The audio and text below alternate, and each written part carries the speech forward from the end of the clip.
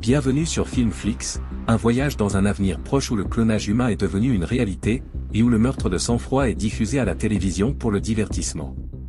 Sarah, une alcoolique déprimée, est coincée dans une relation monotone avec son petit ami, Peter, et se sent généralement détachée de sa mère oppressante. Un matin, elle se réveille dans une mare de sang et découvre plus tard qu'elle souffre d'une maladie rare en phase terminale. Le médecin lui annonce qu'elle va certainement mourir, bien qu'il admette une marge d'erreur de 2%, il insiste sur l'inévitabilité de sa mort. Sarah est confrontée à la douleur de sa perte imminente. Elle choisit de subir une procédure de clonage pour qu'une copie d'elle-même prenne sa place après sa mort. Elle se rend dans l'établissement médical pour être clonée. On lui explique que, une fois le clone créé, celui-ci doit passer du temps avec l'original afin d'apprendre sur sa vie et s'adapter à son rôle. Cependant, on précise également que les clones développent leur propre personnalité. Sarah reçoit son clone, qu'elle surnomme le double de Sarah. On lui explique qu'en raison d'un problème dans le système, le clone a reçu des yeux bleus au lieu des yeux bruns naturels de Sarah, mais cela ne la dérange pas. En revenant, le clone engage la conversation avec Sarah et s'enquiert de ses goûts et dégoûts en matière de musique et de nourriture. 10 mois plus tard. Le clone a construit toute une vie, laissant Sarah se sentir exclue, car Peter préfère le clone à elle. Elle se rend chez son médecin pour un contrôle de routine et apprend avec stupéfaction qu'elle est en rémission totale et ne va pas mourir. Le médecin lui précise également qu'elle doit désactiver son clone, car seuls les malades en phase terminale peuvent en conserver un. En allant chez sa mère pour lui annoncer la nouvelle, elle découvre que Peter et son clone s'y trouvent déjà. Elle réalise alors que son clone a entretenu des contacts avec sa mère à son insu, et que la vérité est désormais révélée. Sarah tente de rétablir la situation en exigeant la désactivation de son clone. Cependant, Peter refuse, lui révélant qu'il ne l'aime plus et que lui et sa mère préfèrent le clone. Peu après, elle apprend que le clone a déposé une demande pour rester en vie.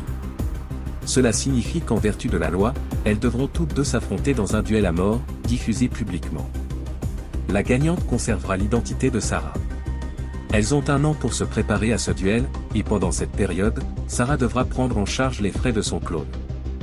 Sarah quitte la maison et commence rapidement des cours d'autodéfense et de combat sous la direction de Tran, son entraîneur, qui la prépare physiquement tout en lui faisant visionner des films d'horreur pour l'endurcir mentalement face à la violence et aux règles des duels de clones.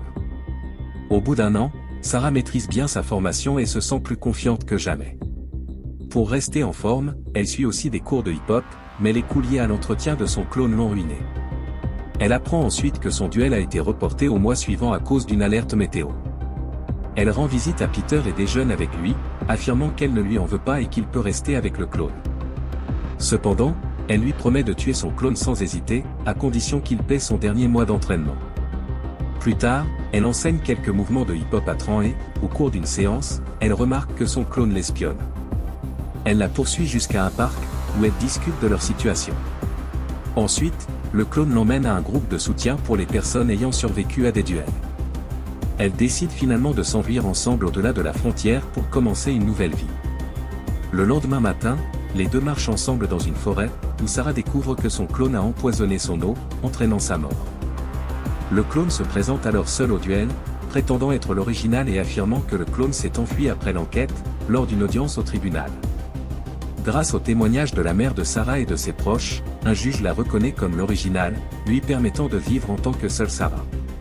Cependant, la duplicata de Sarah commence rapidement à ressentir la même dépression et insatisfaction que l'original, accablée par les mêmes problèmes, comme Peter et sa mère, qui savent toutes les deux qu'elle est le clone. En conduisant, le double de Sarah s'arrête, en pleurs, au milieu d'un rond-point. C'était un duel. Merci d'avoir regardé, n'oubliez pas de liker, partager et vous abonner.